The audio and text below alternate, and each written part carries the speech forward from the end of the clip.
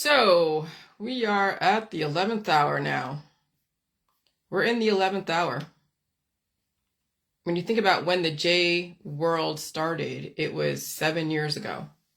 7 years ago, when people were and are knee deep, waist deep, eye deep in their conspiracies, in their fear, in their solutions, and so much information came out of the last 10, 12, 14, 20 years.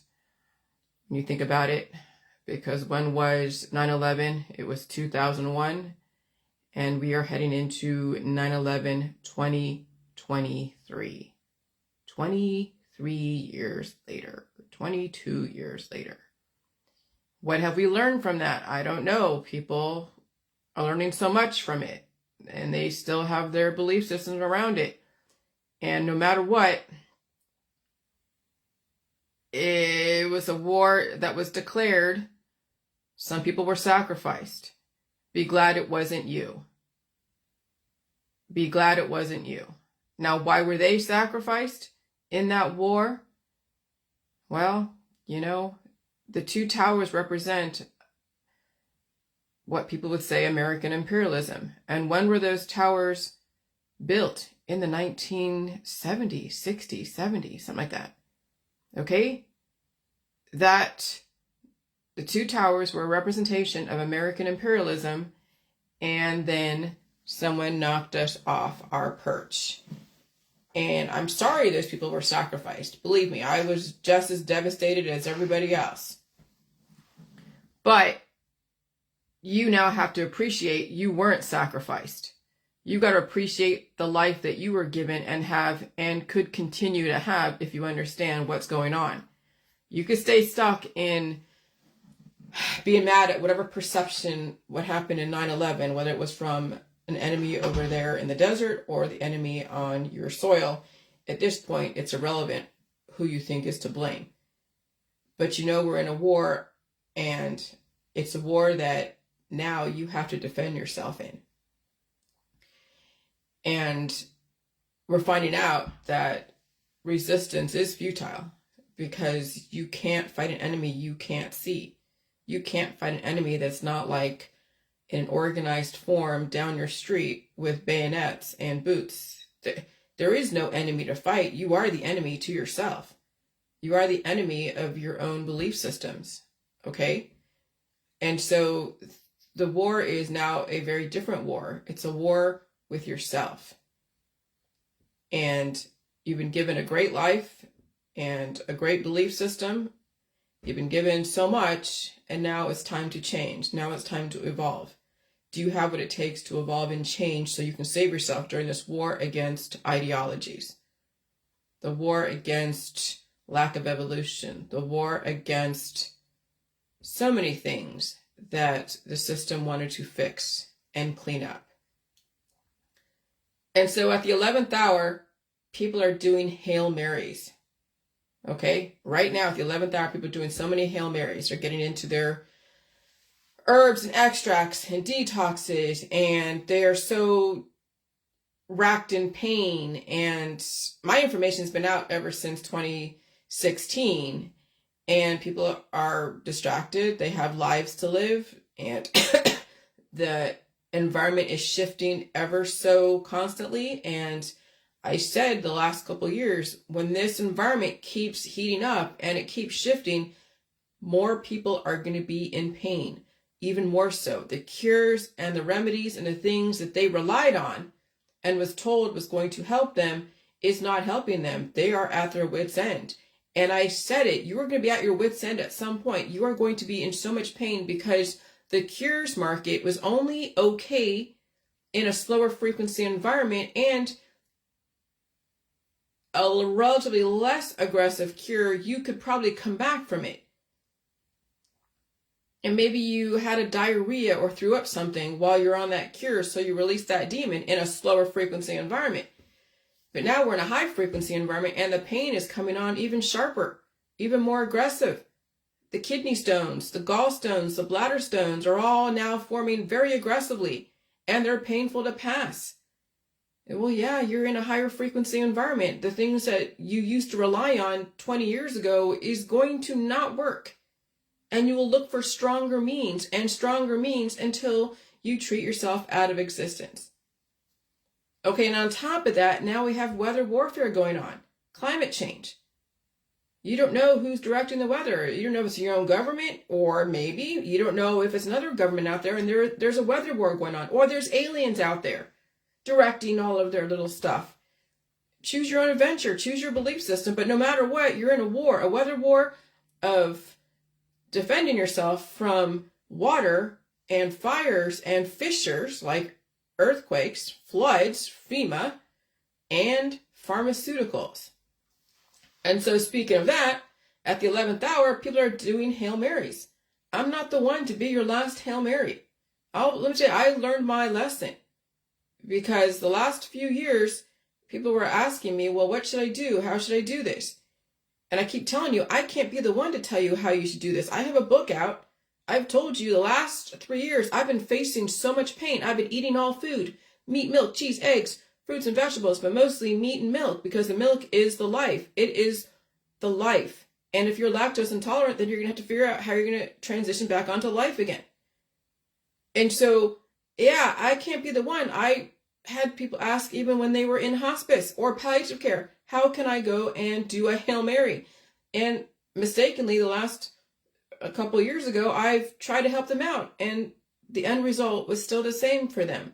They died because it was too late, whether they were really skinny and emaciated because of starvation, or they were so obese and imbalanced and starving that no matter what I thought I could do to recommend to help them, even using the medical system to help them through it, like having a bed that's upright and other stuff to help you do whatever, breathing machines, it wasn't enough. They were relying on some at the last minute, and they've been relying on people at the last minute all the time to help them get through pain and suffering. And I've said the last 7 years, you got to be able to release those demons. You got to be able to feed yourself. You have to be able to face the pain. People don't understand that. And so if you've been treated so much by the holistic system and the medical system, and you're in so much pain right now, and I don't know what kind of nutrition you have access to, I'm not the one. I can't be the one. You're not ready. You'll never be ready. People think they're ready for my protocol at the 11th hour. They think they're ready to face the pain. What kind of food do they have access to? What kind of demons will rear up during this time? And I mean demons in an allegorical way, because demons could be all the antigen antibody programming that's causing the body to try to push it out. That's the pain, is the body trying to release those demons of antigen antibody programming. I say demons in an allegorical way, but if someone is very literal, maybe scientific, I can't just be the one to be like, okay, well, it's not demons, it's antigen antibody programming, but they think it's all pseudoscience because I'm speaking in allegory, and other cultures don't have that background of allegory. And at this point, it's not even going to matter if I speak in scientific terms to their listening or I speak in allegory from the Western side of it. Will they have what it takes to release the antigen antibody programming that has coagulated and caused them pain and suffering? And so what kind of antigen antibody programming will rear up during this time? If your doctor is not on board, especially if you're under a doctor's care, this is not for you. Some people, unfortunately, will wait to the last minute before they ever see what they did for the last 20 years. And it will be too late. So some of you are enjoying your youth and vitality right now, but if you're trying to escape the pain through drugs, prescription drugs, and over-the-counter drugs and diets, and using herbalists all the time, this is the groundwork you are laying out for your future. What is this? This guy's suffering. He is now pretty much in hospice. He is in pain. He has stage 3 cancer. That's basically nearing hospice or palliative care. The only thing they can do is give him morphine. When you're being given morphine, that means they can't treat you anymore. When they're giving you that strong of a painkiller like morphine, now they're just trying to make your exit as pain-free as possible, if possible. There's nothing that I can do. This is what I was faced with. This is the 3rd time someone has asked me to help them at the 11th hour. And this time I learned how to eloquently leave that situation. Okay? So this is the groundwork you are laying out for your future. This is a suffering you will be facing if you even survive your diagnosis. Everyone is a mirror. Take a look sometime. This is your future. Your parents are a mirror of your future. That's where you will end up. And some of you are too blind to see that. Some of you have parents who have been in and out of the hospital, who are in the hospital, out of the hospital, in the hospital, out of the hospital, under so many different types of prescription drugs, suffering astronomically. And you're like, oh, hey, everything's great. My life is great. I'm so this and I'm so that. Oh, I have a pain here. I have a pain there. And you're doing exactly what your parents have been doing, going to the hospital, getting things treated, going on diets, forgetting that we're in a different world.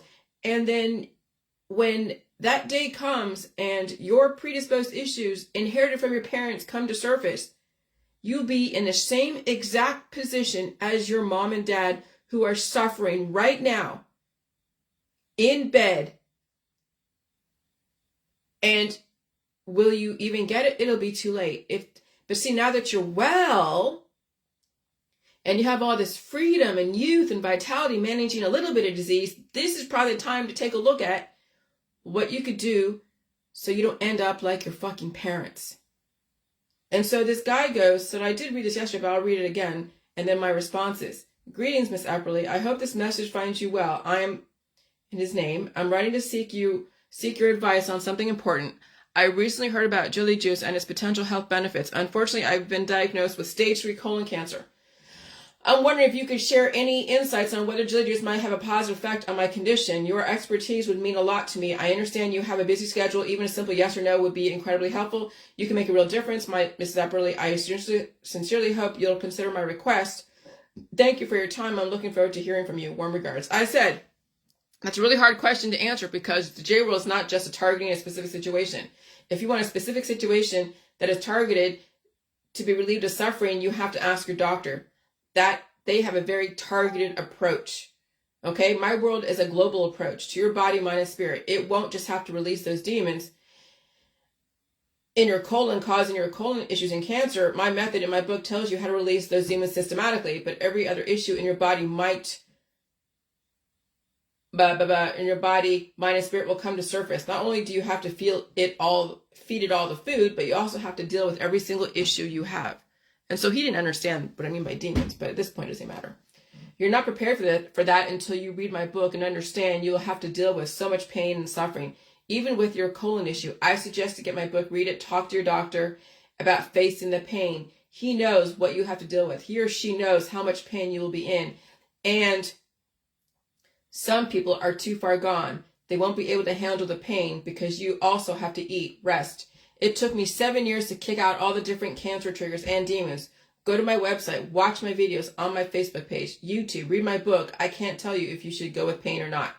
That's something you and your doctor have to discuss. Also your family, because they will have to watch you suffer. Many, many people are not prepared to suffer to live. That's all I could tell you. I don't have the answer for you. I have the answer for me. You'll have to determine if my answer is your answer as well. Talk to your doctor. And he goes, greetings, Miss Epperly. I talked to the gastroenterologist about it, and he's pretty worried. He thinks the stuff about the demons is a load of pseudoscientific nonsense. Okay, well, I talked to Allegory. They don't get it. It's a different culture.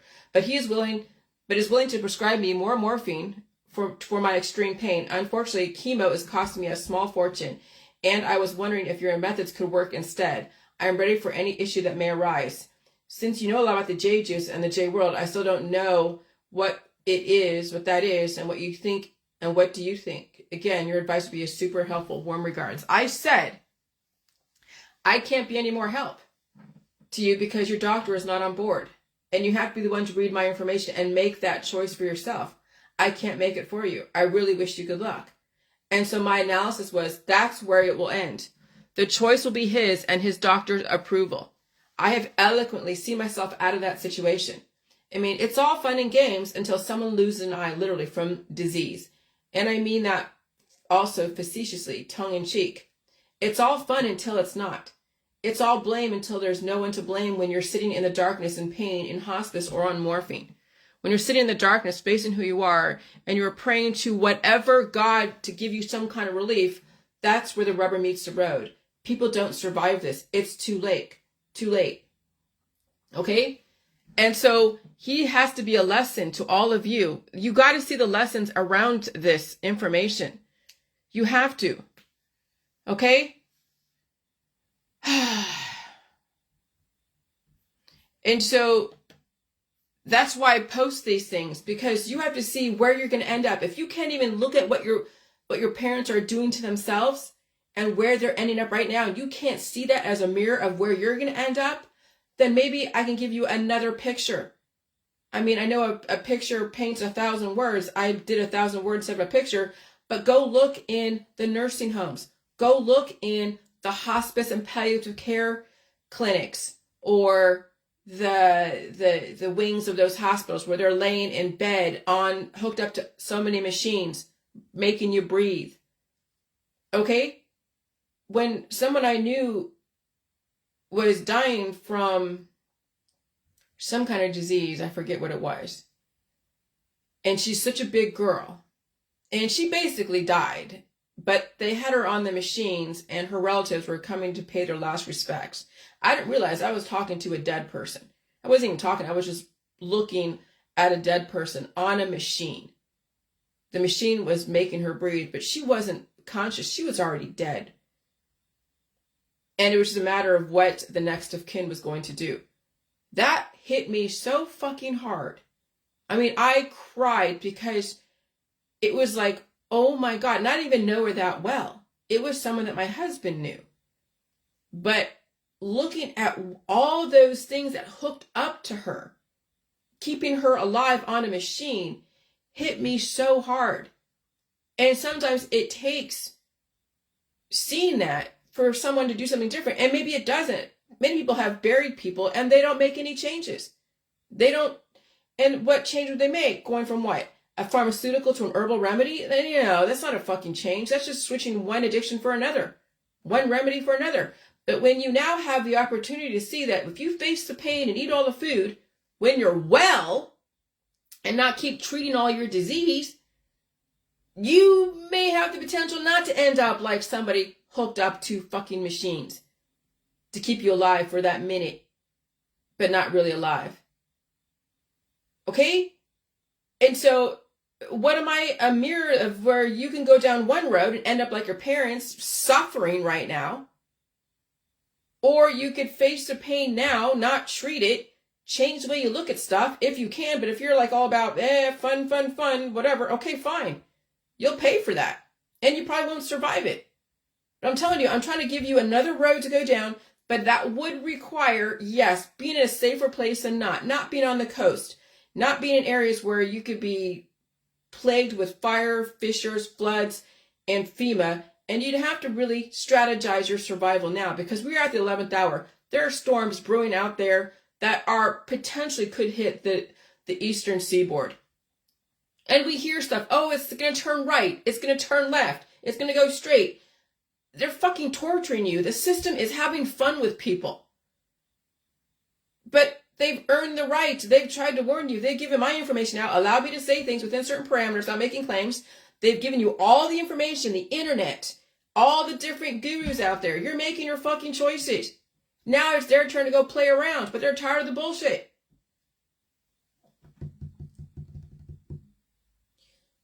And so while you're out there all radicalized with your politics, your religion, and your science dogmas, and even me, I was very radicalized for many years, mistakes made in evolution revolution. In the course for preparing for armed struggle in the late 1969, the Weather Underground had to look at and criticize their own approach to their revolution, evolution. We began mistaking friends for enemies. We applied the strictest standards of willingness to risk everything to comrades and allies, as well as the real opportunistic who represented the politics of retreat. We attacked those who could not come along the whole way. Sometimes it's just because they were not ready to support everything we said and did. We did not learn from meaningful criticism through comrades. Now look at who you are around and who you're opposing and demonizing. If you have a revolution, it's your revolution. And I've come to terms with, I just present information. I give people the choices, the information. Some will get it, some won't. I've had someone that I used to know message me and ask me, well, I'm now finally at my wit's end. I can't deal with this pain anymore. Is this a detox? She's not prepared. I already know her lifestyle. I already know her belief system. She's not prepared to be on her ass for who knows how long. Her kids are not prepared to deal with what she may have to deal with facing her demons. Her husband is not prepared to deal with that. Her husband is in the military. Her kids are still in school, junior high, high school, and dealing with their own health issues. She can't afford to be down and facing her demons now. It's too late for her. Because if she tries to do what I'm doing, everything that she's ever ran away from because of all the treatment she's went under will come back again. And she'll be even more in pain because, yes, it gets worse before it gets better. At least now, I mean, she has the strength and the clarity of mind to write to me. But imagine if she actually stopped treating herself. Imagine if she actually did what I was doing. She probably wouldn't have the strength to write to me. She'd be laid out in bed. Her husband would be like, fucking A, what did you do, Jillian? Her kids would be like, where's mom? What's going on with mom? See, that's the thing. That's why I'm like, dude, what I'm showing you with that last post, the newest post besides this video, when you wait till the 11th fucking hour to finally face your demons, you may not survive. You may not have the support system or the lifestyle to try to save yourself. That's why I'm trying to get to those who are like, oh, everything is great. I'm wonderful. I'm great. And they are watching their mom waste away in bed. That's when you get to someone when they are relatively healthy. And maybe they don't have a bunch of kids they have to look after. And maybe they might have a supportive husband if he's on board. Most people are with a partner who have to be sold into this. What do you mean by sold? They have to be supportive and know that that person is going to be sleeping a lot, eating a lot, bloated, farting, pulling shit out early in the morning. How many people are prepared for that? My husband, my situation is so unique because my husband's gone most of the time. But even when he was here, I was sleeping sometimes. I'd be sleeping in the middle of the day because I had to. I'd be having hives and headaches and bloatedness, feeling like I'm like 50 pounds heavier than I was. And we have a strong enough foundation that he just saw it through. And when he was sick, he was on the truck when he was sick, so he went through some pretty aggressive sicknesses during the COVID stuff. And I was sick too over here dealing with my shit. We both dealt with our own shit by ourselves. We didn't even need to lean on each other except that, hey, you should eat some food, Jason. You should eat some soup. Or you should eat some little bit of salty soup and bread and meat and chicken and all that stuff. And when he was here, I was feeding him the whole time, watching Netflix with him. That's what I'm saying. So, I gotta pee.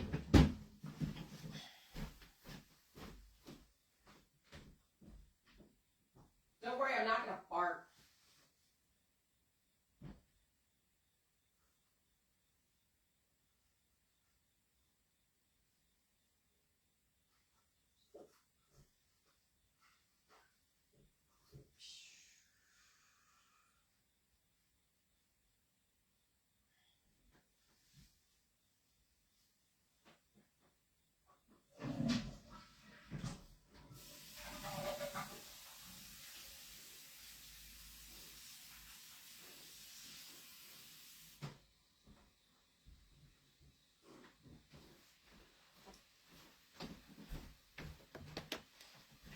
Okay, so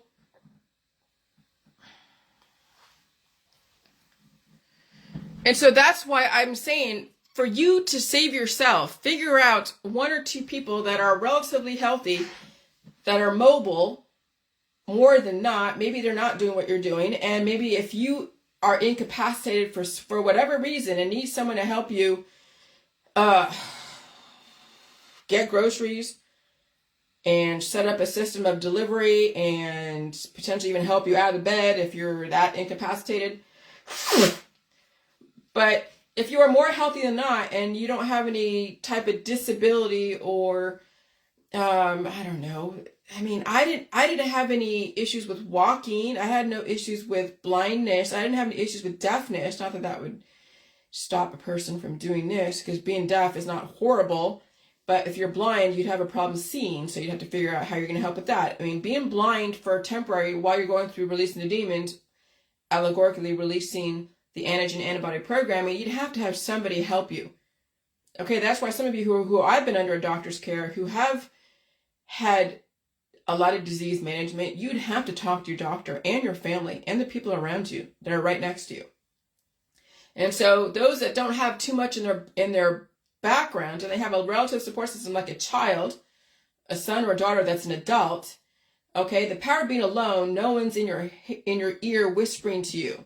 Okay, so if you can be on your own more than not, even though you have maybe a roommate, maybe it's your son who's like 25 years old and they're relatively healthy, and so they know what you're doing, they're on board with it. That's the optimal place to be, is having someone around you that knows what you're doing, is on board with the information, even has done some aspect of the J world, and they're willing to help you out if you run into something like that.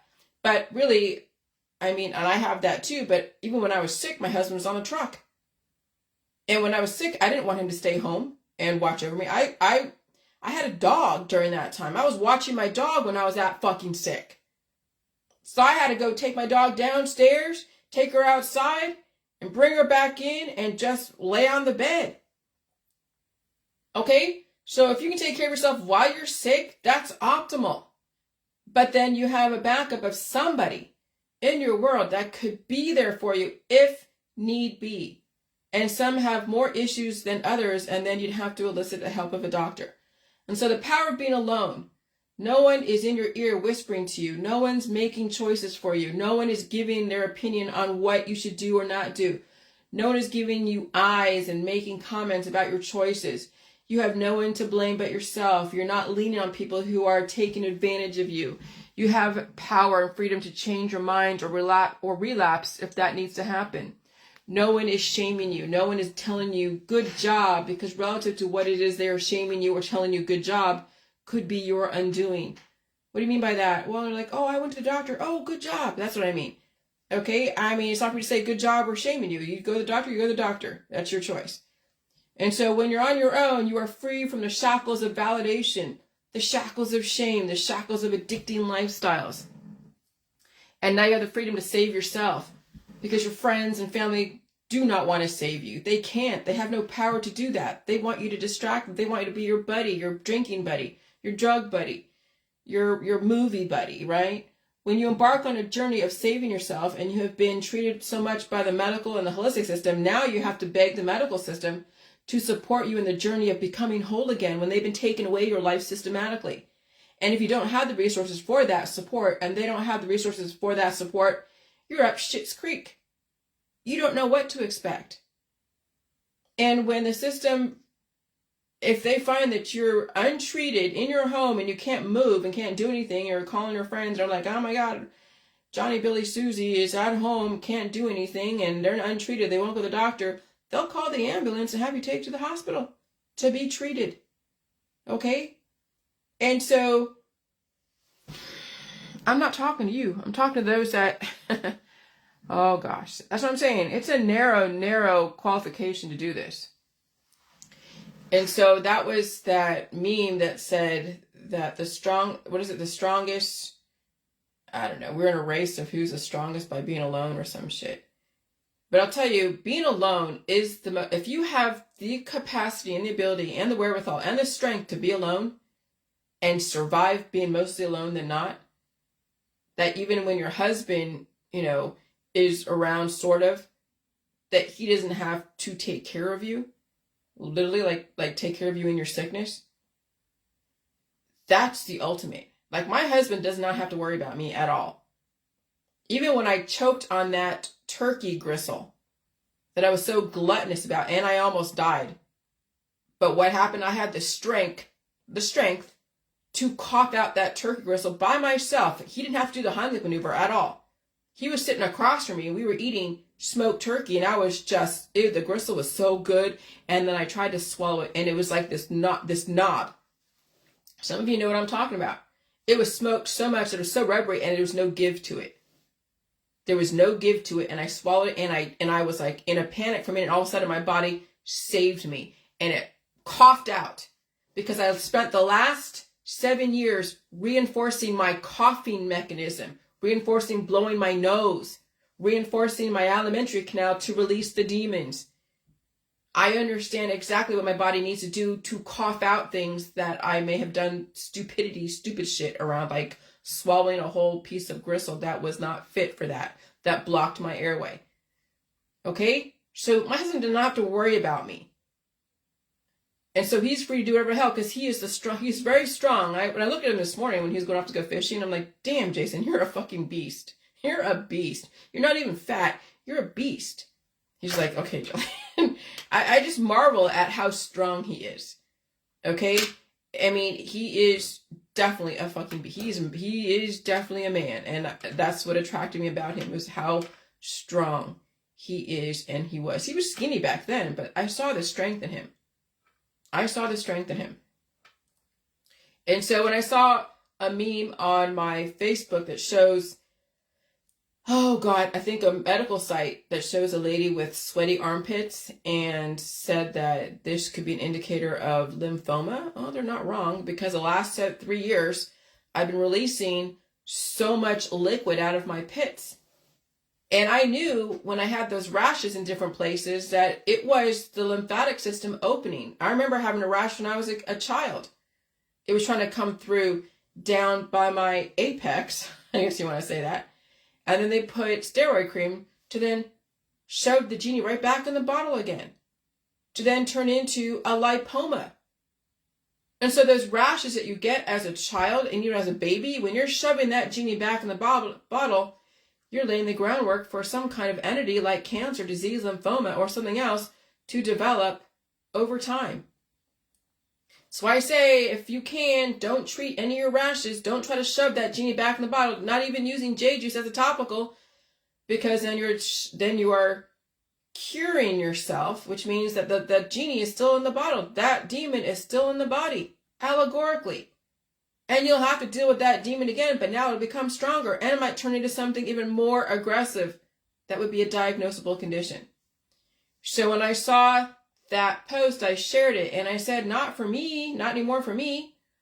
When I had all those rashes under my armpits and all that liquid coming out over the last 3 years, the feelings of pain of my lymph nodes opening, releasing those demons, or antigen antibody, I basically sidestepped lymphoma. I released all the cancer triggers. Some people get all these different growths that are so huge, and in this environment, it's faster because it's so accelerated. People don't get ahead of it because they haven't conditioned their body to release, because they kept closing up and disabling their immune system. They kept shoving that genie back in the bottle with all of their topicals. But again, people don't get that because they know we're never conditioned for pain. You still see people. They know my information, they've watched it, and they still want to blame the V's. They still want to blame the V's. The V's are just representation of your friends and family breathing on you and coughing on you. That's it. But look, your ivermectins and all of your topicals and all of your painkillers are compounding what you could have released a long time ago, but no. Since you don't want to change anything, it's better to blame. That's why we're in a great reset. That's why the system says, okay, we can't force to convert you. We can't force convert you, but we can show you what you have done, what you're doing. And Facebook is a great mirror, and we're going to change your environment. We're going to even make the environment more aggressive, so you have to face everything you've been running away from. And you'll be bitching on your way out the fucking door as your kids are watching you, copying everything you're doing, mom and dad. And so then you look at the strategy of the system. Okay, the strategy of the system is to figure out who are the useless eaters, who are the undesirables. How are they going to clean up society without pulling a World War II? Well, everyone thinks that smart cities is like a World War II. You know, it's all in how you look at it. But now, before all that happens, right now, we're in the process of smart cities. It's not there yet. We're in the process of reconfiguring, restructuring. You see what happened in Morocco? 6.8 earthquake. That will be eventually a smart city at some point, those who survived. You see what happened in Brazil, what's going on in Turkey, the floods, the fires, the fissures. Okay? But who are the undesirables? Well, the system knows who's contributing to society, and the system knows who is taken away from society. But also, everyone plays a part. They play a part until they're not needed anymore. And if you're in a situation where the system has laws against what you're doing, but they still allow you to operate because it's just all relative. Choose your battles. Do you get a small fish or do you get a large fish? If you get a large fish, then you could take away all the small fish. But even then, they have to make a choice who they're going to go after as far as drug cartels, as far as criminals, right? You better get a big-time criminal than a small-time criminal. And so then you look at the world that you live in, homelessness and cartels, and you're in California, and the cartels are taking over California in the rural areas, like Mendocino. Okay. You saw the future maps of America if you live in America. California eventually will probably go under the ocean. Earthquakes, fires, floods. Eventually. I don't know when. Who's to say when? But, that's just a conspiracy, see, because Forbes said it. Don't believe this. I would assume it's true. If you even have studied or acknowledged the potential credibility of the Georgia Guidestones. The system developed the nation of America to develop innovative people. CRISPR gene edited them, made them extremely smart, extremely calculating, very diverse, with emphasis in innovation and physics and chemistry and all of that. And so you have so many redundant people who are very strong in architecture, in mathematical formulas, building the infrastructure. And then when that's all done and we have all the infrastructure and the formulas and all the prototypes, well, the system doesn't need the retired people anymore. The system doesn't need all the different redundant people who are getting lost in all of their distractions and addictions and useless eating. So homeless and the cartels might be expendable, and the retired, and then all the eggheads that are just a dime a dozen. You can get them in China, you can get them in India, you can get them in other places. This is not just America. And so when you want to be rid of what somebody calls undesirable, especially around drugs and homelessness, redundancy, and crowd everyone together. Remember, fires, floods, fissures, FEMA, pharma. Okay, when they already have a blueprint of smart cities, they already have the community standards and some kind of God that you have to revere, not literally, but, if they say, hey, you can't say this on Facebook, that's your government right there. Community standards. When you can't make claims on your internet site, your website, that's your government. Free speech is all relative to what kind of speech you are promoting, and if you are breaking the law with your speech and making claims or organizing something to overthrow an organized force that you can't overthrow. And so then you see what's going on with the lightning bolts. Like I showed that picture of these lightning bolts that are taking down trees, taking down, starting fires. Lightning bolts, starting certain things. Are they lightning bolts? Are they direct energy? You don't know. So now you see why I understand the world I live in. It's not what you think. I have a very healthy amount of respect and fear for what we are going into. I know what is going on. I knew a long time ago. It was a matter of just getting it out. I knew my childhood was not like everybody else's. I knew this was not all there was. I knew there was so much more. I don't know what I meant, what I thought I meant from that. But I knew life wasn't just sitting in my room and going to school and doing chores, but I didn't know what it was. And I wanted to get out there and experience everything. Oh, and I did. I learned hard lessons. And so then, when I experienced the world, seeing so many different people, so many different cultures, been in so many different families, and I remember all the feelings around every single one of them, because now I've released all those demons the last 3 years. Then I'm like, holy shit. When I felt those symptoms the last 3 years from all the climate shifting, as people are under the influence, they don't get where I'm coming from. And so they're busy treating themselves with cannabis and ivermectins and all that stuff. And I'm like, not treating myself. And I feel the frequencies, and I feel the pain and the suffering, and I'm getting awarenesses, and I'm seeing the writing on the wall. And I've experienced the Alex Jones world, okay, study the conspiracy world, knowing the plans, and then come to terms with them and processing what I supported for a few years, and then finally got away from that and reevaluated my position. And so some people pride themselves not telling you inclement weather until the last minute because they're too afraid to scare you. Okay? I'll tell you, with this freaking hurricane that's taken at least 2 weeks to get up to wherever it's supposed to end up, and who knows where the hell, that's a suffering. That is purposely putting you in suspense. When you have a hurricane that is gaining and losing and gaining traction, and it can make a left, it can make a right, it could go straight, and so you're saying, oh gosh, it's going left, oh my god, freak out, oh my gosh, it's going right, everything is great, oh my gosh, no, wait, hold on a second, it's going now veering to the left, holy shit.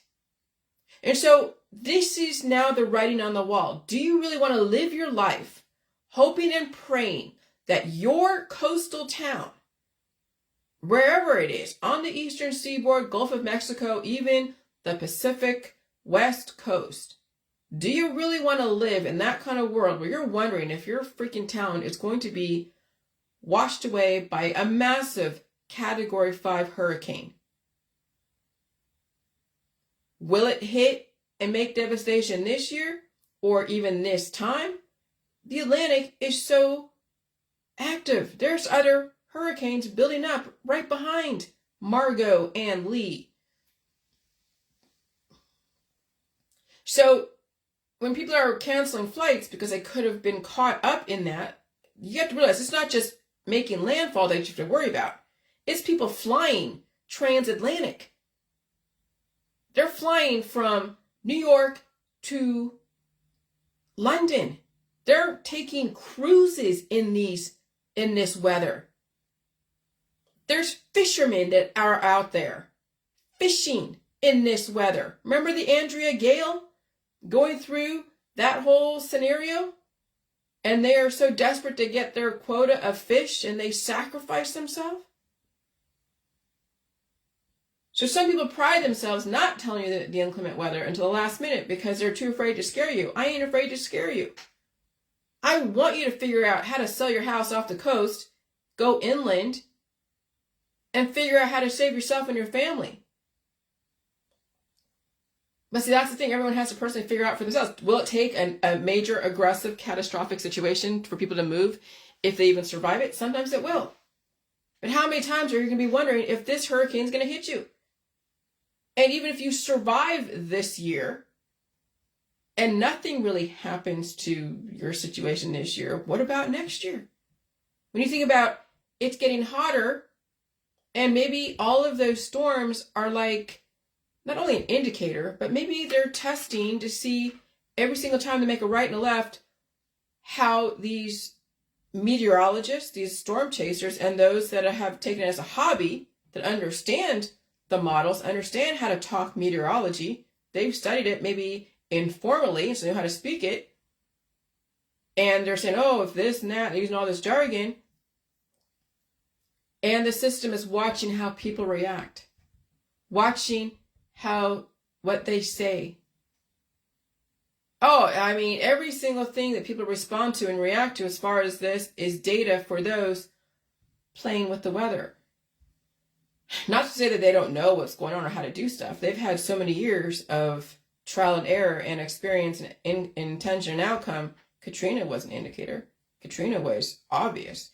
Hurricane Irma, Hurricane Charlie, all the different hurricanes that we've ever heard about or experienced was them playing with the weather. But we've conditioned ourselves to accept it and think that, okay, if it happened like Fort Myers, then they don't think it's going to happen again there.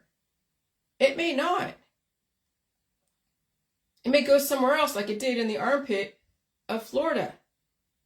Okay, so while people are trying to rebuild over there, down there, and are they going to really invest in smart cities? If you see the peninsula of Florida is probably going to be there. Remember, climate change, the waters are rising.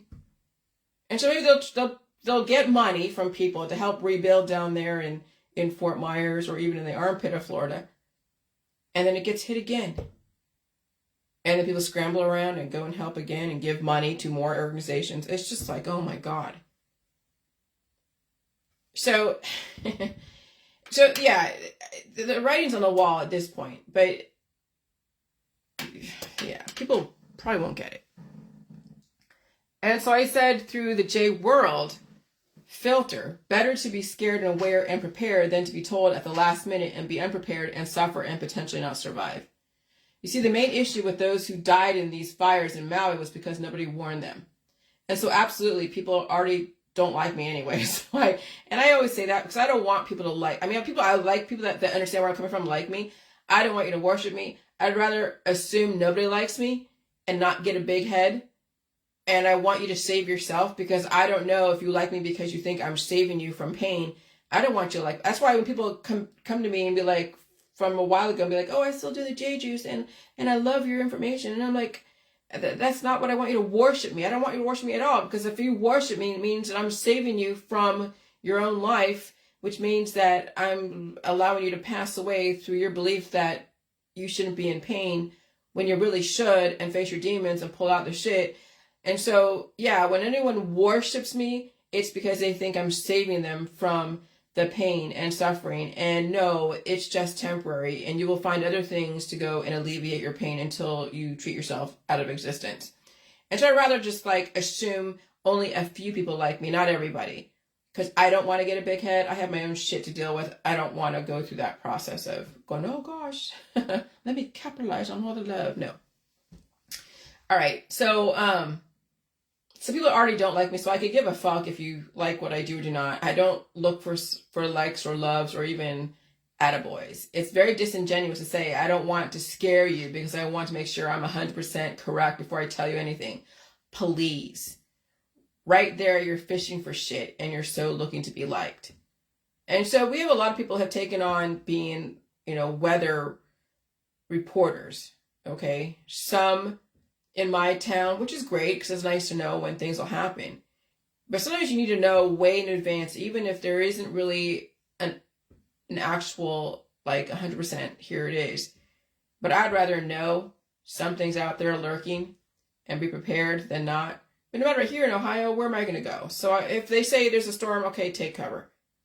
I'll see it anyways at some point. But when it comes to the coastal towns, that's when you really need to figure out, is it worth living over there? And so I understand not yelling fire in a theater unless it really is a fire. You don't want to cause panic and devastation to people, okay? So, but when it comes to weather, yeah, you better ring the fucking bells. Fires, fissures, floods, and FEMA ain't no fucking joke. You don't want to know at the last fucking minute.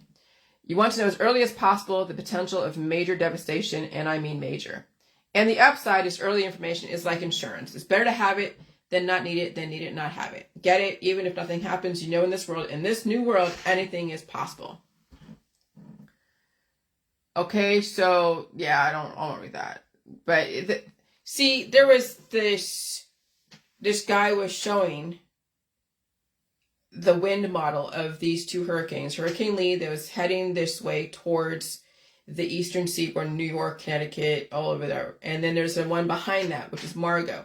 Okay, that was right behind, and they're merging together as they're going slowly creeping up the Atlantic to north. And then we know about there is colder weather in the middle of the U.S. that would then pull or attract that weather that's coming through.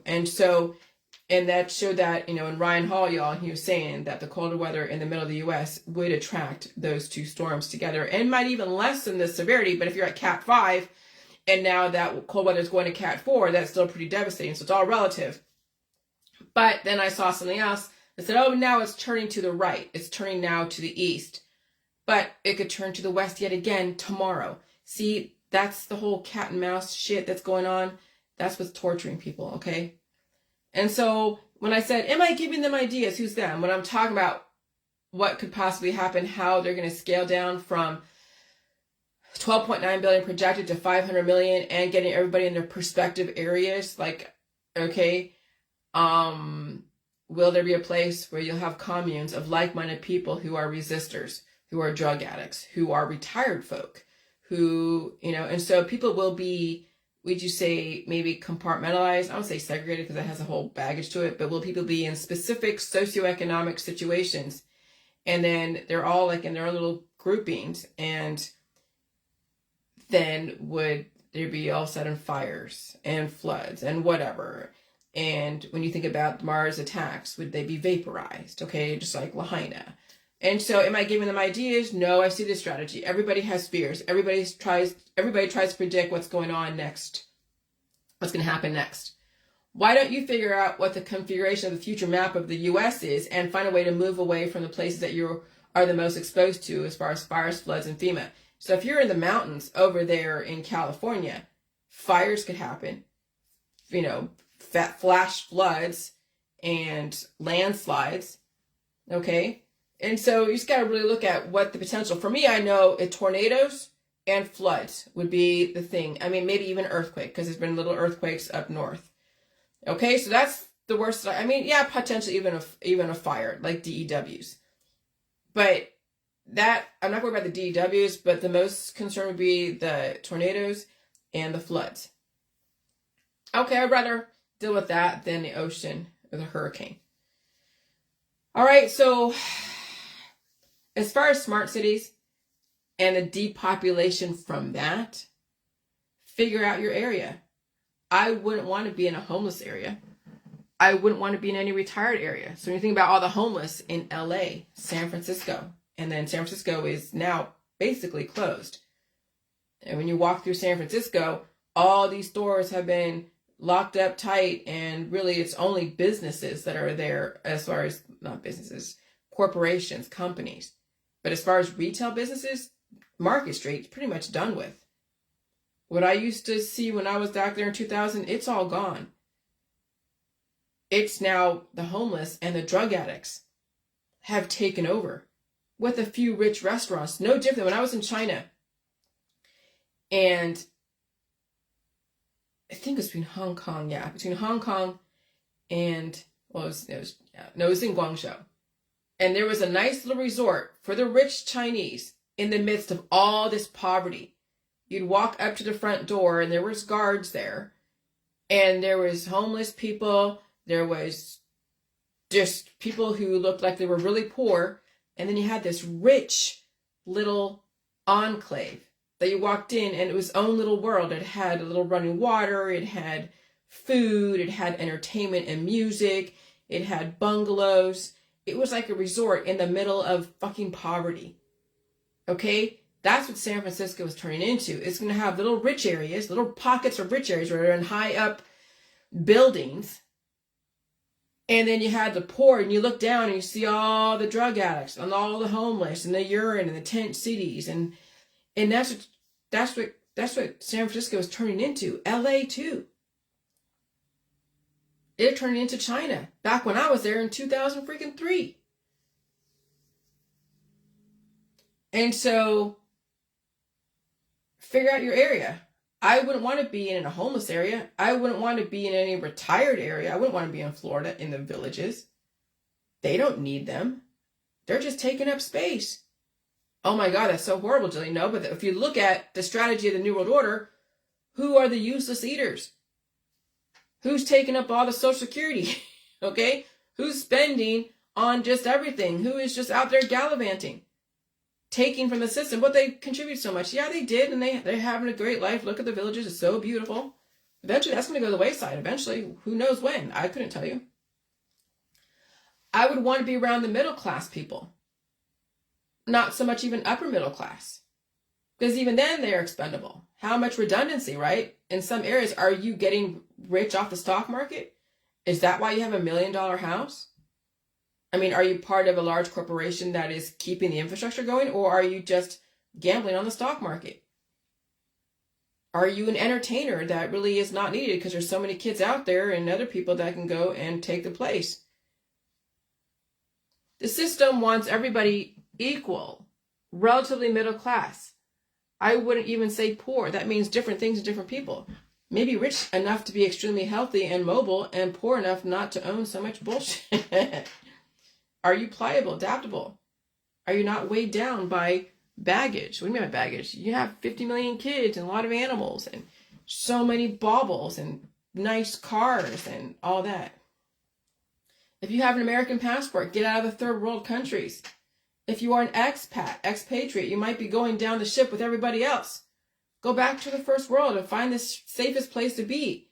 But if you think you're not going to survive anyways because of health issues, then stay where you are. Thanks. Hugs to you. Vacation destinations may be the thing of the past. If you are living in vacation destinations, climate change is going to kick people's asses, especially in third world countries. Okay, of course, especially Florida and all coastal regions like California, Oregon, and Washington, and the writings on the wall. But when I even Google climate change in Cancun, climate change in all those different Mexican resorts, and all the hurricanes and the flooding, eventually all of that's going to go to the wayside. The system is taking away all of your privileges because now we are in a great reset. We are changing. And it's going to be back to fucking basics. This is what my mother taught me. This is what I went through, guys. I've been going through climate change, what you're going through right now, when I was a kid for at least 15 years. 15 fucking years. Okay? 15 years. So that's why it was so familiar to me around 2020. Because that was the playbook. My upbringing was the playbook for what's going on right now. That's insane. And so there was this video of a dude talking about to the World Economic Forum that he's saying that right now we are the last generation of Homo sapiens that look like Homo sapiens, because by 2050, we're going to have people that are going to look a little bit different. They are going to be bioengineered. Like you already see people disfiguring themselves through all the plastic surgery and the CRISPR gene editing, and even adding things to themselves like scales and cutting off parts of their physical attributes to look more like some kind of animal. And there's going to be hybridization of machine and human. You've seen that in the Facebook reels where someone has arms, like fleshy arms and all that, but it's grown around specific machines. And is their brain running the machine? I don't know. The guy just did a Facebook reel on that just very briefly and said, what is it? What is this? Is this a person? Is it a machine? Is this an alien? We don't even know. And so in the future, there's going to be hybridization and transhumanism. They already told you this. In the J world, you just take on the information and people are saying, oh yeah, the mandates, the V mandates. I mean, even if they do give you a V, you have an immune system if you understand where I'm coming from and pull out the demons. Okay? I have not at all kept this secret. That was my secret of how I was able to get through all the sickness without dying from all the different diseases that was trapped in my body. I was pulling out the fucking shit.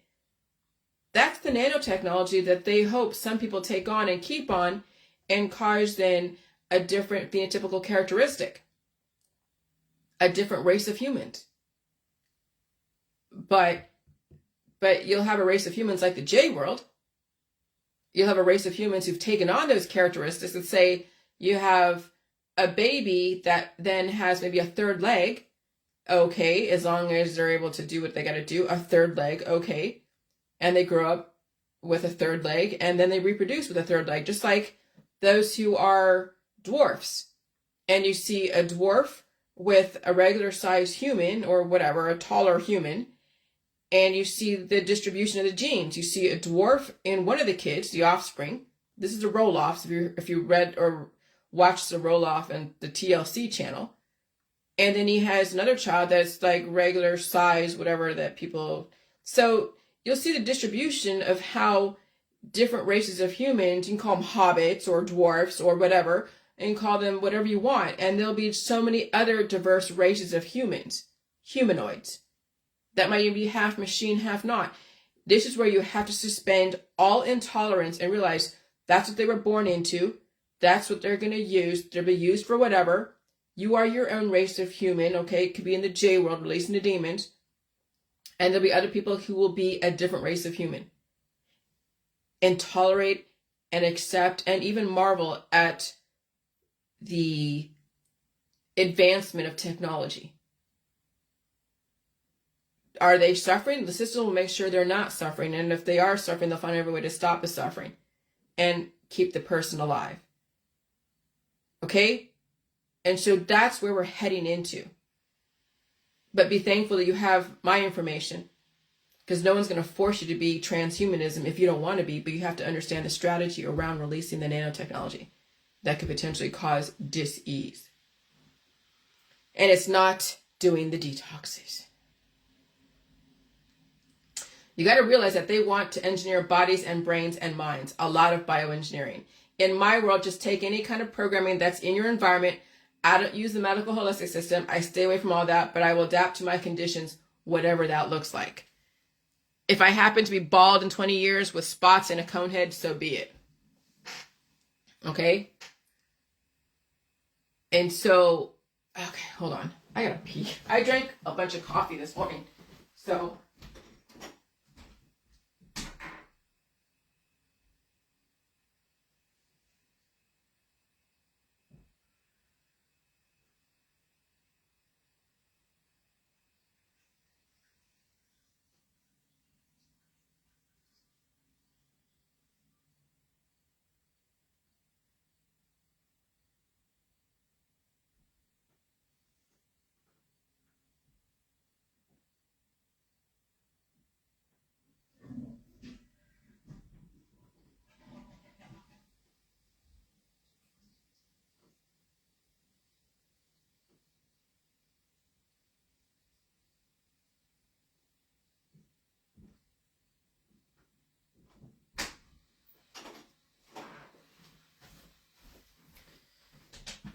Right? So even with whatever missing children that are out there that came from indigenous populations or parents who didn't give a shit how their kid ended up, they could be used as experiments to be like a transhuman, to take on who knows what. And it's not for us to be like, oh, that's bad, wrong, or whatever. That's moral, that's immoral or unethical. Children have always been the property of the state. You were just given the privilege to raise that child. They radicalized you into family to do the best you can for that child, but that child was still property of the state. And you've known that. People are like, oh, I gotta raise my child the way I want to. Bullshit. Bullshit. And so, here's the thing. I know I was raised around fear. Fear, that was the strategy of keeping me somewhat in line. And I also resented it, but that's what else are you going to do? How do you get someone to do what you need them to do? You use fear as a tactic, perception. And then when you realize that your parent can only go so far, the parent realizes, okay, well, I can't thrash this kid because it's against the law. Then you have to elicit outside help. But see, now we are in a society where you see the power of the gods. Who are the gods? The dogs training you. You see the power of the new world. And they order, they want things in. Fear can keep you in line. Fear can also destroy. So when you have a mischaracterization of your symptoms, and you're so in fear of dying from your symptoms, you'll treat yourself to death. You will treat yourself to death from the fear of dying from your symptoms because you didn't understand that food was necessary. Releasing the nanotechnology out of your colon through my method was necessary. So fear can keep you in line. Yeah, keep you in line treating yourself to death with herbs and extracts and surgeries. And that also can keep you and destroy you at the same time. And fear of DEWs, fear of being vaporized, fear of being washed away, fear of all that will then make you move or make you a good person. Make you be around people who are contributing members of society. Keep you from breaking the law. The system already showed you the power with the outcome of Maui, Burning Man, and now this hurricane. The system wants you to know they have the power. Who are you going to be? What will you be? And if you are so literally dead set in resisting the system and everything else, fires, floods, fissures, FEMA, and last of all, pharmaceuticals. The system has a plan for everyone if you cannot change. Don't be mad at me. I was trying to give you guys a way out of dying, but y'all had to face the pain and eat all food, including milk. And it's not my fault. But many of you have demonized me, and now we are facing everything. And I don't guarantee I will live through all of this, but I definitely will not die from natural causes or a tsunami. I can't rule out tornadoes or even earthquakes, right? So I'm trying to be the best person I can be. I've come to terms with how people view me. And at this point, it doesn't even matter. We all will be dealing with our own personal judgment day. No one should be putting their hands on anyone else unless the government says so and gives you permission to put your hands on somebody. Okay? So you're all being given a choice. If you work in an occupation where they have a mandate of masks and public therapies, you've made that choice to work in that industry. You have no room to non-comply. And so just remember, the stronger the evolution symptoms, the stronger the antibiotics. The system has a plan for everybody, resisting evolution. If you are in a third world with no access to the internet, really, or first world ideas, you'll think all of this devastation, floods and fires and whatever, is the second coming of Christ or whatever, and revelations as your home is washed away along with your family and community.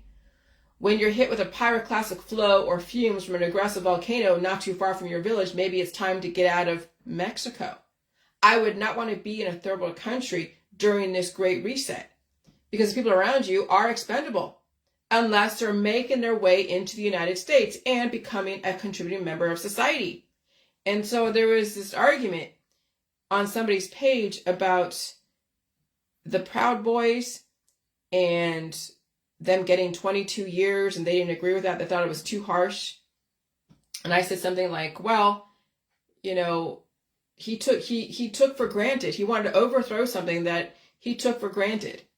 And then someone says, well, someone said something about immigrants and that we have to go, you know, because they're against Biden and the whole border shit. And at first, when I was a Trump supporter, I was kind of like, okay, you come in the right way, come in this way. And so, you know, okay, who am I to say? I don't know what the fuck. So I got away from that politics around immigration, because at this point, you can't win that. So then I said, people have issues with immigrants, but the immigrants want the American dream. You want to defend your ancestors, laying the groundwork as you were taking advantage of what your ancestors did for your family, as far as work and building America. Well, you plan to die someday, right? So the immigrants are taking advantage of what groundwork you laid for them. You don't own the American dream because you've been here longer. The groundwork was laid for you. You are now laying the groundwork for them. And that includes even in the UK when you have immigrants coming in trying to get the United Kingdom dream, if there is one, right? If the immigrants make it up here, and some could be criminals, okay, that's great, that'll happen. Others are legitimately wanting to make a better life for themselves in the world. And if you run away to Mexico because you think America is being destroyed, what kind of patriot are you? Right, you're an expatriate. You're an expat. Why would you leave your countrymen behind? You will get sacrificed. If you are in the first world, fires, fissures, floods, FEMA, and pharmacia will be the thing that will do you in. Aggressive oncology and religion. Later on, another scale down in the smart cities. when they do finally get you in smaller areas, especially controlled and watching you. Time to reflect this next 7 years. Time to reflect. This is a warning of what is to come. Not trying to scare you, but the writing is on the wall. You see what the system wants. Are you it? That's why I say get this fucking book and understand, not from the violent point of view, because that's where they're coming from, but come from why this book even exists. Why Prairie Fire even exists to begin with. Because even China has very good intentions. Abso-fucking-lutely. They had all these different dynasties. Everyone was at war with each other. Like literally at war with each other. And then Mao, whatever, Zedong and whoever else, Deng Xiaoping and all those were like, okay, we're done with the fucking wars. We're done with people killing each other over stupid shit. Now it's time to get on board. It's time for literal nationalism. Because when you have differences of opinion, people will destroy each other over their perceptions of your opinion. Because they don't even bother to even check out what it is that you're promoting or not promoting. And so I'm not saying that, I'm your perception of what communism is, but when you actually read what this information is, and that's why I'm reading this very slowly and giving you the information of what they even,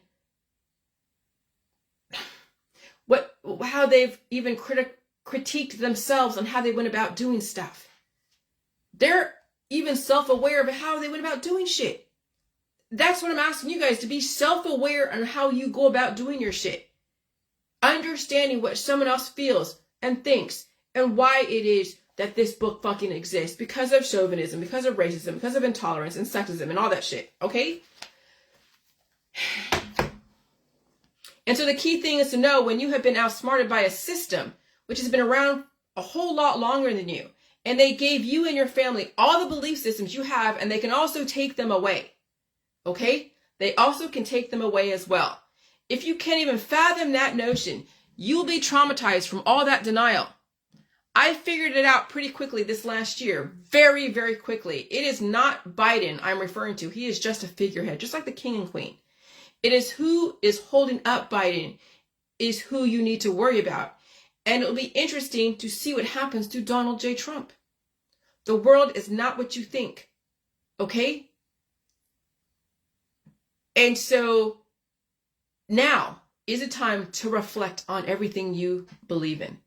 And when you're in India, when you're in Africa, when you're in all different places, you are not immune to all of this stuff that's going on. Figure out the safest place.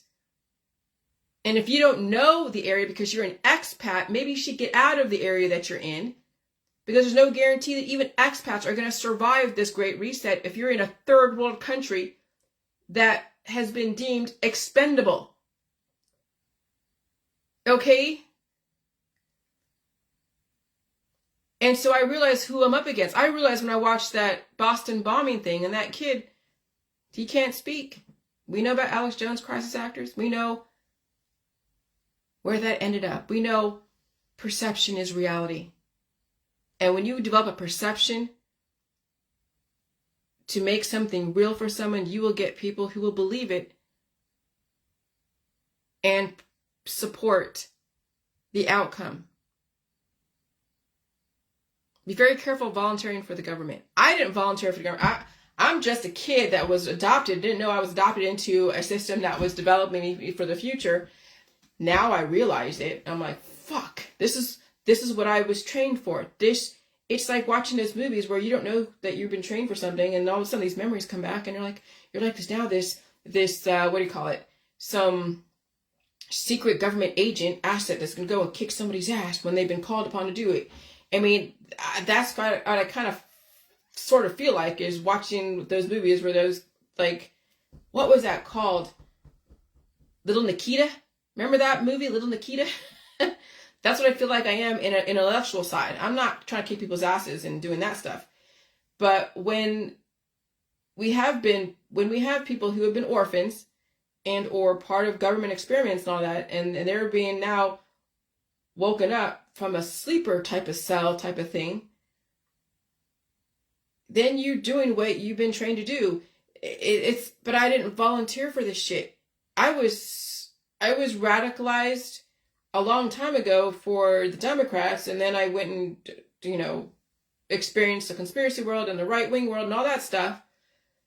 But then I discovered something like the J world, the J juice, the J world, and I'm like, oh my God, I'm saving myself. Oh my God, this, oh my God, that. And then, oh my God, what if we didn't have to die someday?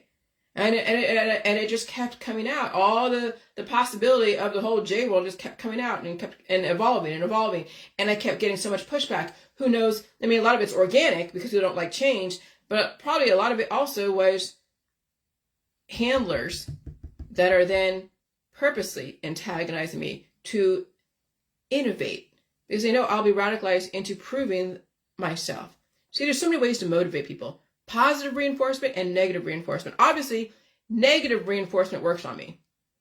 Obviously, negative reinforcement works on me. It had to be done at my house when I was a kid.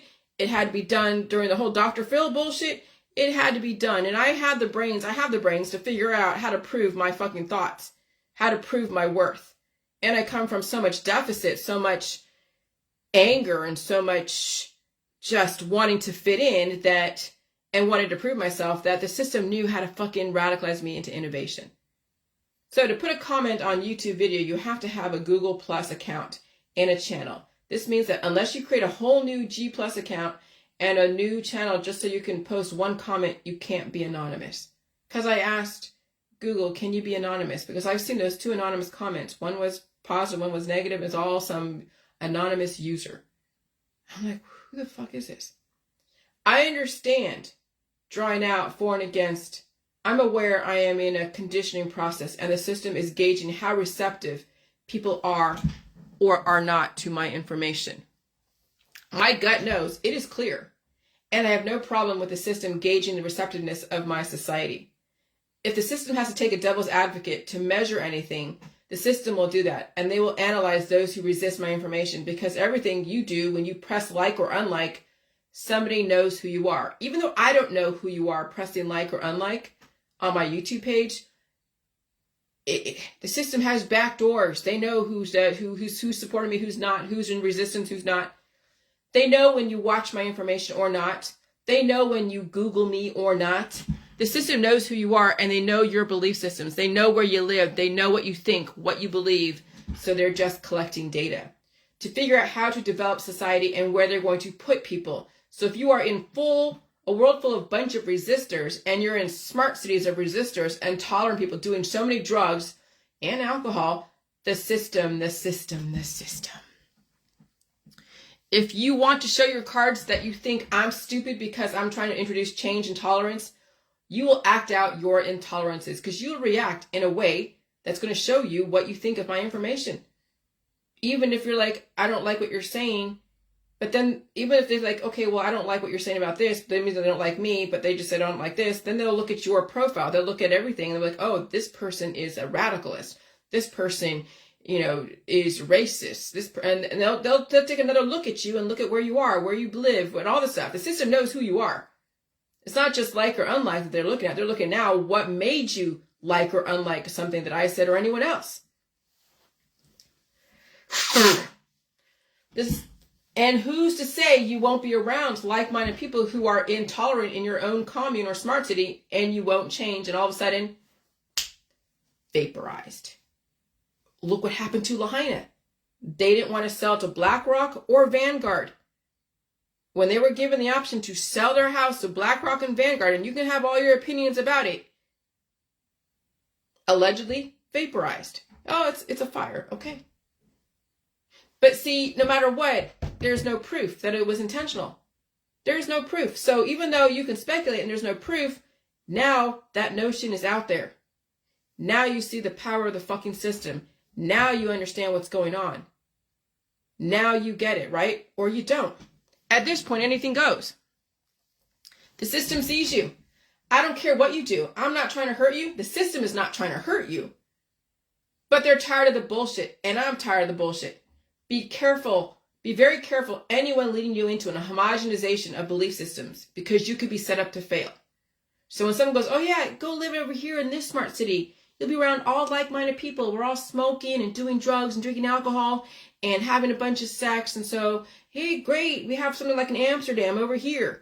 All of a sudden, Amsterdam, little Amsterdam, right, has gone up in flames because of faulty wiring or because of a fire or who knows what.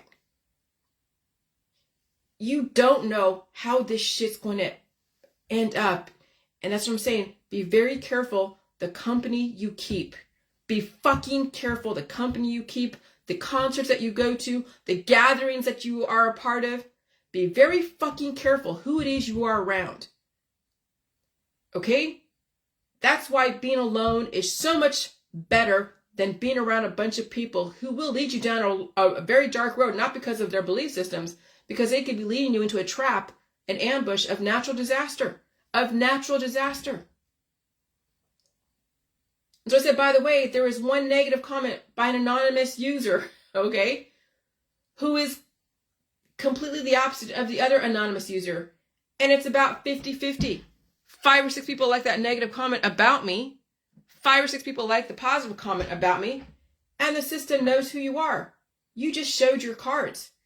That's how easy it is to gather information. Just get people to react in one way or the other or not react. They know what you don't say. They know what you've seen and they know what you don't say. And they know what you do say. Your reaction is their power. Your non-reaction is their power. Your lifestyle is their power. Your belief system is their power. Do you have the ability to change? That is your power. Okay? And so I had to really figure out, okay, so there's this negative comment along with this positive comment, and it's all like a user. Who the fuck knows who that is? Who the fuck knows who that is? But I wouldn't put it past them to develop 2 sides to see and gauge what people are reacting to. It's all data. It's psychological analysis. I can even analyze stuff. Because I program my YouTube account to be comment free. I don't feel like dealing with all the fucking comments, but they're going to force me. And they're going to control that situation. Fine. I don't fuck whatever. I'm just a tool. I know that. I'm a fucking tool. I get it. But I want to survive being a tool and giving a path to survival. These people, who is it? Bernadette Dorn, Bill Ayers, Jeff Jones, and Julia Sojourn, they were radicalized and given a blueprint on how to deal with people and what that needs to happen as far as changing society. They were radicalized in developing a playbook. Was it intentional? Did they pretend? No. I don't know.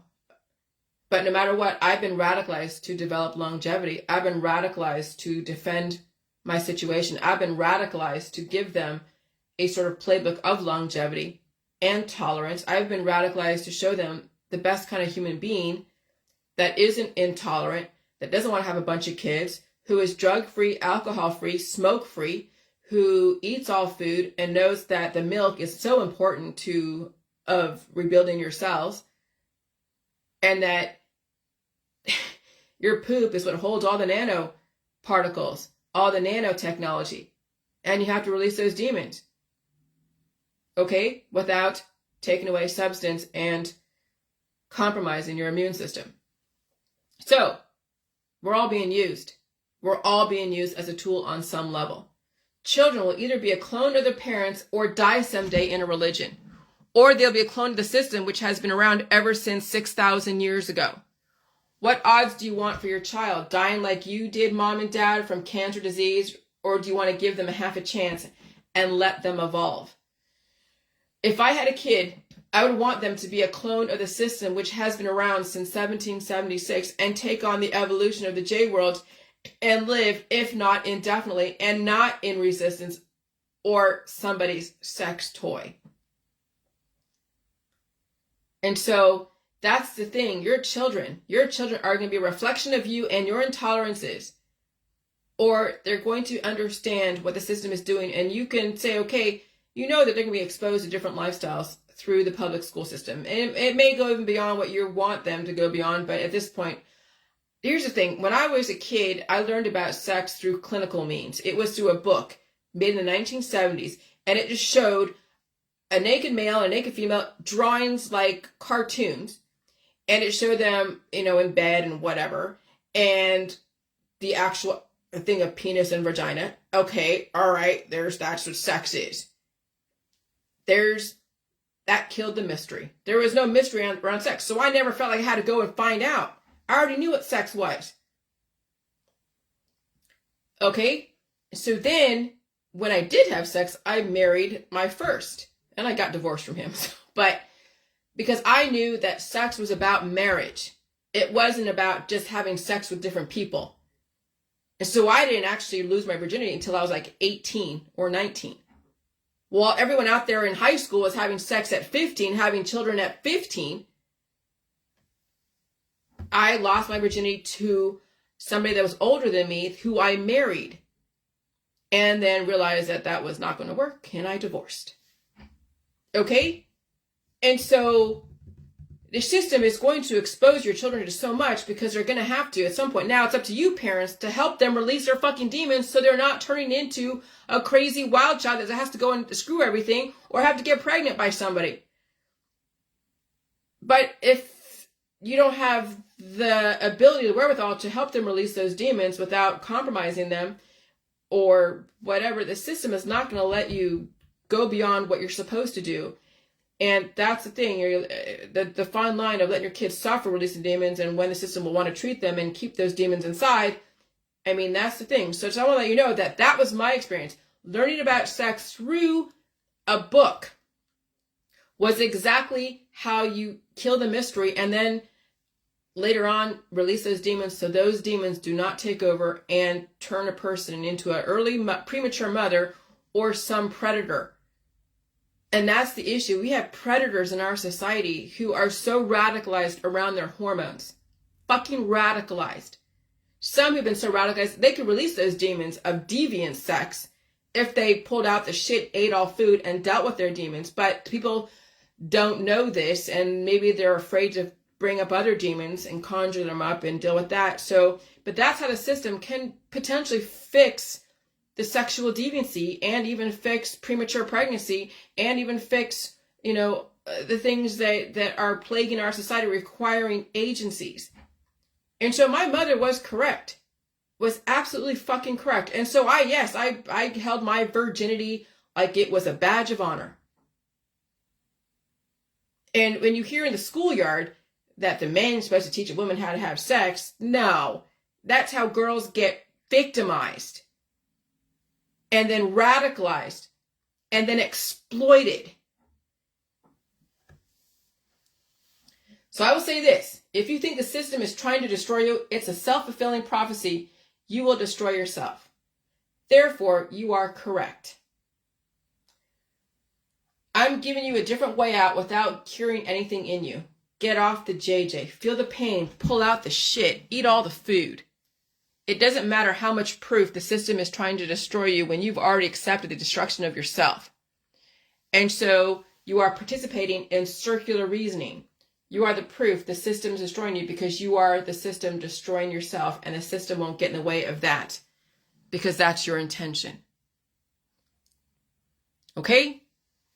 And so my information as far as the J juice, it was just a catalyst to bring up the demons and make you feel the fucking pain, and then you had to pull out the shit like I was in the beginning.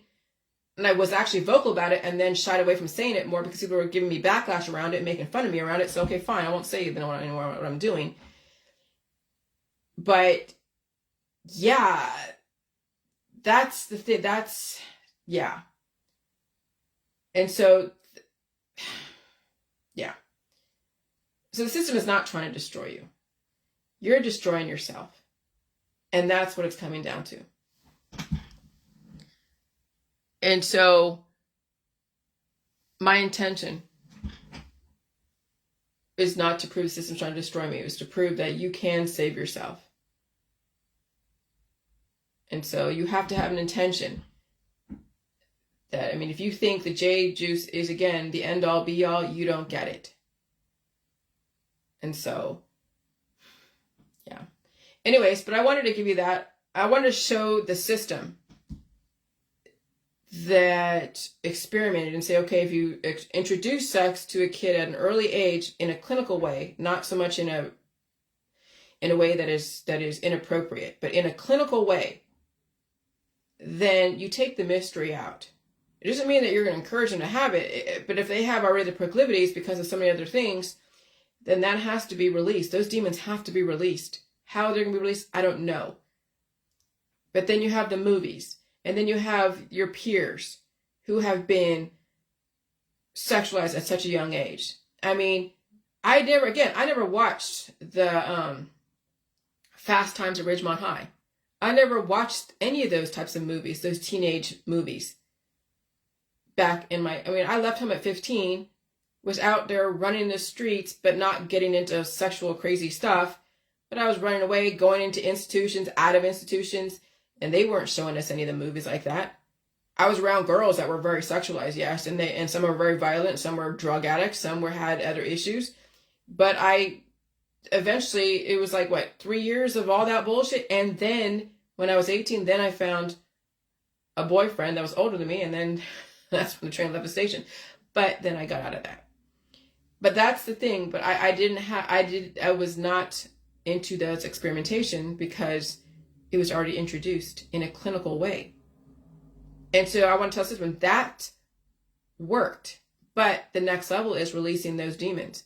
The next level is to not to keep taking the herbs and the extracts and the detoxes and the surgeries, because that makes the person even more sexual, because it triggers the reproductive system to drop babies and to become sexual.